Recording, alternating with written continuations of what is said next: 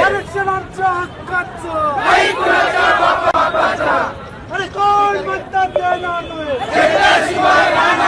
कोण मतदान देणार नाही। सरकार देश चालक है,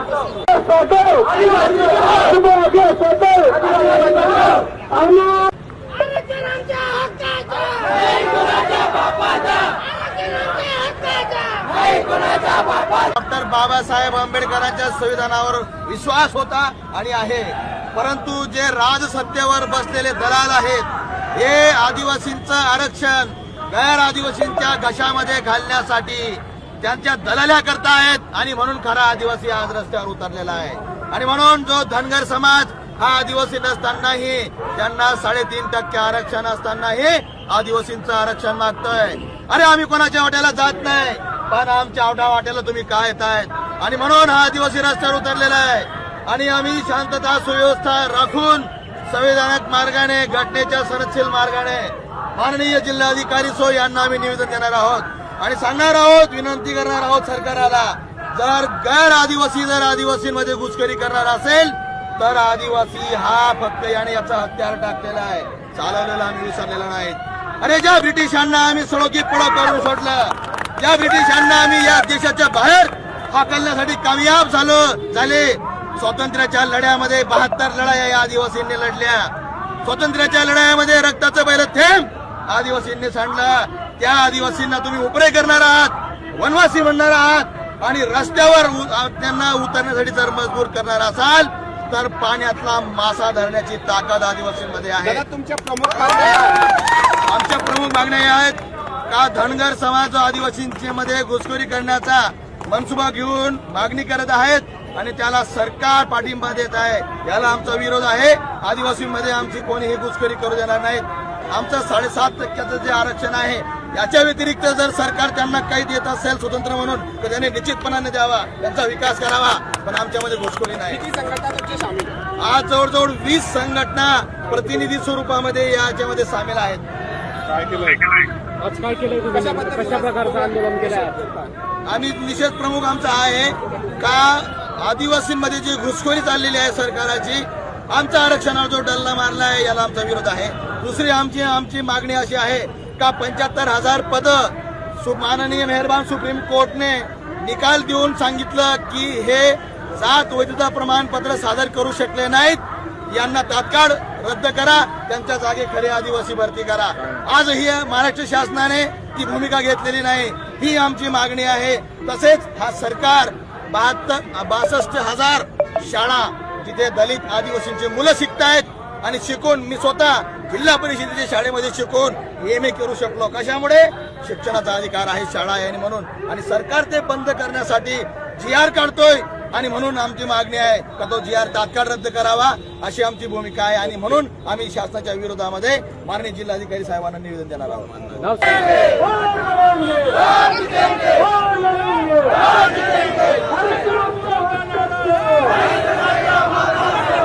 नमस्कार, आयकॉन टीव्हीमध्ये आपलं सर्वांचं स्वागत आहे। आणि आज परत जिल्हाधिकार्यालयावर एक मोर्चा आलेला आहे आदिवासी बांधवांचा। कारण काय असतं मोर्चाचं, नेमकं कारण काय? त्या बाजूला कोळी बांधव आंदोलनासाठी बसलेले आहेत, या बाजूला नुकताच यांचं म्हणणं आहे की खऱ्या आदिवासीचा जन आक्रोश मोर्चा। खरोखर आलेले जे लोक आहेत ते आदिवासीच आहेत आणि आपण बघत असतो की जिल्हाधिकारी कार्यालयावर परत परत मोर्चे येत असतात, परत परत आंदोलनं होत असतात। मग नेमकं कारण काय आहे? जर सर्व व्यवस्थित आणि सुरळीत जर असलं तर मोर्चाचं आणि आंदोलनाचं काम पडलं असतं का, हा प्रश्न या ठिकाणी निर्माण होतोय। खरंच गरज आहे का? आणि जर गरज नसती तर कशाला आंदोलनं झाली असती, हा पण या ठिकाणी एक प्रश्न निर्माण होतोय. मग हा रोष सरळ सरकारवर का म्हणून घेता येऊ नये? कारण सरकार आपलं काम योग्य करत नाहीये का म्हणून आंदोलनाची गरज पडतेत का? छोट्या छोट्या कारणासाठी, छोट्या छोट्या हक्कासाठी जर परत परत जर आपल्याला आंदोलन करावं लागत असतील, परत परत जर मोर्चे काढावं लागत असेल, तर कुठेतरी चुकतंय, काहीतरी कमी होतंय, हे निदर्शनात येत नाही का? या ठिकाणी आदिवासी लोकांचा मोर्चा आलेला आहे. त्यांच्यासाठी पोलीस बांधव या ठिकाणी सकाळपासून ताटकळत आहेत. भर दुपार झालेली आहे, कडक ऊन आहे आणि एवढ्या उन्हामध्ये देखील पोलीस बांधवांनी चांगले सिक्युरिटी या ठिकाणी दिलेले आहेत, आपलं कर्तव्य ते बजावत आहेत.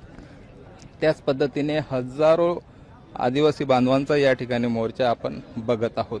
आपल्या ज्या मागण्या आहेत त्या मागण्यांसाठी संबंधित आंदोलनकर्त्यांनी इथं मोर्चा आलेला आहे. आदिवासी समाजाचा मोर्चा आहे आणि त्यांनी स्पष्ट भाषेमध्ये लिहिलेलं आहे की खरे आदिवासी आम्ही आहोत. आणि ही गोष्ट खरी देखील आहे, कारण संबंधित जे लोक आहेत यांचा पेहराव असेल, त्यांची राहणीमान असेल, त्यांची आर्थिक परिस्थिती असेल, त्यावरून ते खरोखर आदिवासी आहेत. त्यांचा तेवढा इन्कम सोर्स नाहीये आणि त्यासाठी ते आंदोलन करत आहेत. कारण यांच्या ज्या छोट्या छोट्या नीड आहेत त्या देखील पूर्ण होत नाही, तर त्यांचं या ठिकाणी आंदोलन करणं स्वाभाविक आहे. बऱ्याच वेळेस आपण पाहतोय की अदर्स जे समाज आहेत ते अक्षरशः पैशाने म्हणा, समृद्धीने म्हणा सक्षम आहेत, मात्र त्यांनाही आरक्षण पाहिजे आहे. कोणाला आरक्षण मिळावं, कोणाला नाही मिळावं हे तर सरकारचं काम आहे, हे तर शासनाचं काम आहे, आपण त्यावर जास्त बोलणार नाही. मात्र या ठिकाणी एक गोष्ट नक्की की कुठेतरी काहीतरी चुकतं आहे. तर कृपया मंचकडे यायचं आहे आणि 10 ते 20 लोक आपण जाऊन शिष्टमंडळ माननीय महोदय जिल्हाधिकारी साहेबांना आपण या ठिकाणी निवेदन देणार आहोत.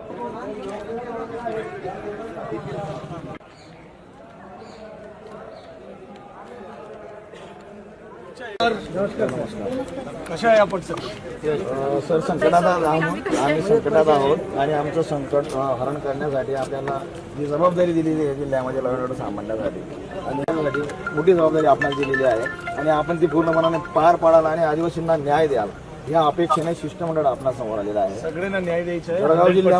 जळगाव जिल्ह्यामध्ये 6 लाख आदिवासी आहेत आणि आता जी परिस्थिती राज्यामध्ये आहे त्याच्यामध्ये आम्ही भयभीत झालेलो आहोत.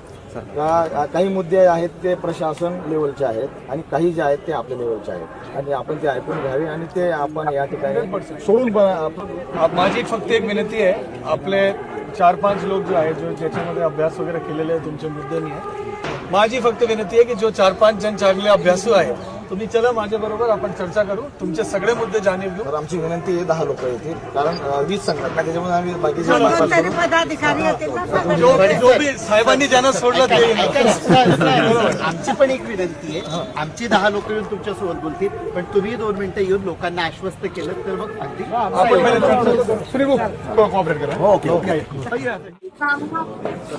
यांच्या एकच आज विषय मला खणकला, म्हणजे हृदयात खणकला की तुम्ही गोड बोलून राज्य सरकारवाले स्तरावरचं काम करत नाही, बाकीचं नाही. ऐका, आता याच्यामध्ये चांगली चर्चा झाली. आपले सगळे फार मोठी संयुक्त आदिवासी आरक्षण हक्क कृती समितीची फार मोठी ही आली होती, आपली चांगली चर्चा झाली. त्याच्यामध्ये जो त्यांचे जे जिल्हा काय विषय त्यांचे बिलकुल राज्य स्तरावर आहे ते आपण राज्य सरकार दरबारी पाठवून देतो, परंतु काय विषय त्यांच्या जिल्हा स्तरावर आहे जसे जल 20 मध्ये चांगली चर्चा झाली. आपले सगळे की तुम्ही गोड बोलून राज्य सरकारवाले स्तरावरचं काम करत नाही, बाकीचं नाही. ऐका, आता याच्यामध्ये चांगली चर्चा झाली. आपले कॉपरेट करा. यांच्या एकच आज विषय मला खणकला, म्हणजे हृदयात खणकला की तुम्ही गोड बोलून राज्य सरकारवाले स्तरावरचं काम करत नाही, बाकीचं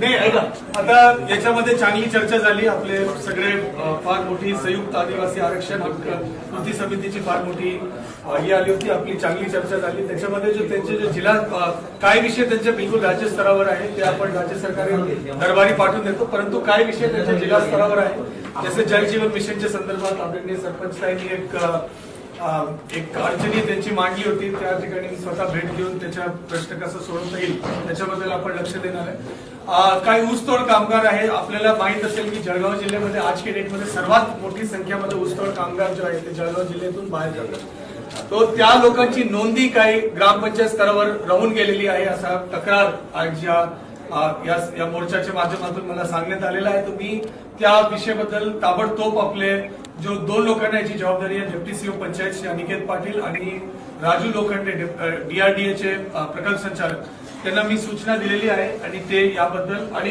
तुम्हाला काय पत्रकारांना माहित असेल की DRDA मध्ये आपण जळगावमध्ये पहिल्यांदा एक संस्था निर्माण केली आहे जो स्थलांतरित लोकांच्या विकास आणि कल्याण करण्यासाठी हे विषय आहे.